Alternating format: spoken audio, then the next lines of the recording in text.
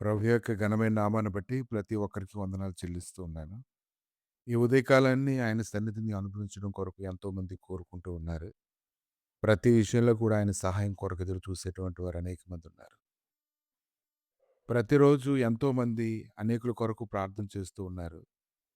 అనేకుల కొరకు ఎంతోమంది విజ్ఞాపన చేస్తూ ప్రతి ఒక్కరిని విడిపిస్తూ ఉన్నారు. ప్రతి స్థలంలో దేవుడి యొక్క లేఖనాలు ప్రకటించబడుతూ ఉన్నాయి. దేవుని యొక్క పని చేసేటువంటి వారి వల్ల ఎంతో కృప ఎంతో మందికి విస్తరించబడుతూ ఉంది.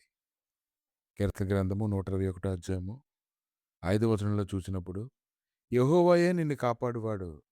నీ కుడి ప్రక్కన యెహోవా నీకు నీడగా ఉండును.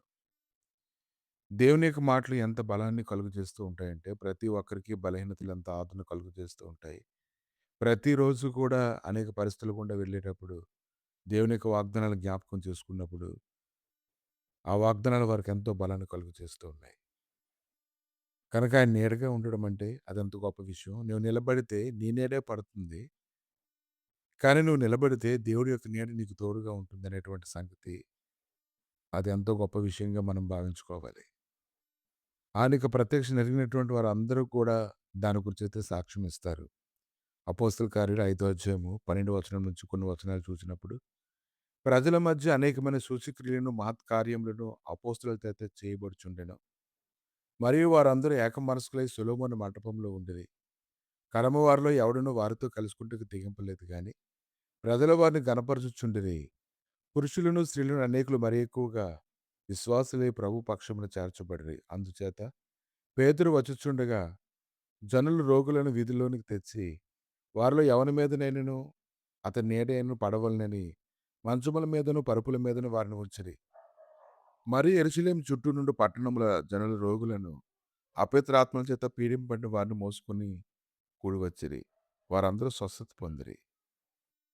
వారిలో ఎవరి మీదైనా అతని నీడైనా పడవలనని వారు కోరుకున్నప్పుడు, మంచముల మీద, పరుపుల మీద వారిని ఉంచినప్పుడు, వారు ఎంతో గొప్ప విడుదలను పొందుకోవడాన్ని మనం చూస్తూ ఉన్నాం. ఈరోజు సర్వశక్తిమంతుడైన జీవం కలిగినటువంటి దేవుడి యొక్క సన్నిధి అపోస్తుల ద్వారా ఎన్నో గొప్ప కార్యాలు జరిగించడాన్ని మనం చూస్తూ ఉన్నాం.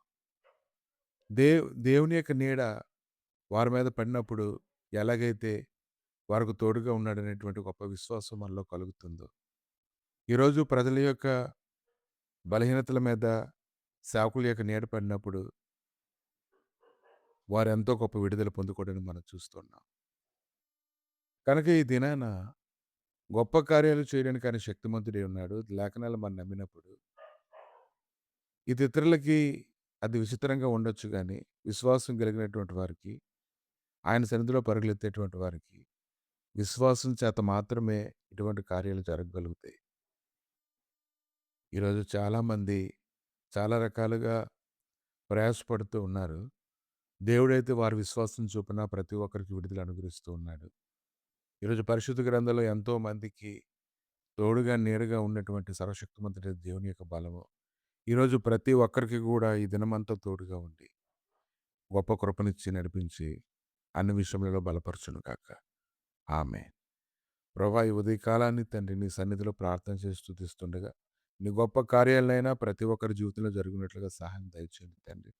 నాయనా నీ లేఖనాలు జ్ఞాపకం చేసుకున్నప్పుడు ప్రభా ఏదో ఒక రీతిగా సహాయం దొరుకుతూనే ఉంది దేవా. నాయనా ఈ యొక్క లేఖనాలు వింటున్నటువంటి వారందరికీ నీ కృప దయచేయండి తండ్రి. అప్పట్లో ఎలాగైతే మీరు గొప్ప కార్యాలు జరిగించారో, ఈ లేఖనాలు ధ్యానిస్తుండగా ఏదో ఒక రీతిగానైనా సమయోచితమైనటువంటి సహాయం అనుగ్రహించి, నీ కృప చేత నింపి నడిపించి బలపరచమని, ఈరోజు ప్రతి ఒక్కరూ విడుదల పొందినట్లుగా సహాయం అనుగ్రహించమని, యేసుక్రీస్తు నామములో అడిగి వేడుకుంటున్నాము తండ్రి. ఆమేన్.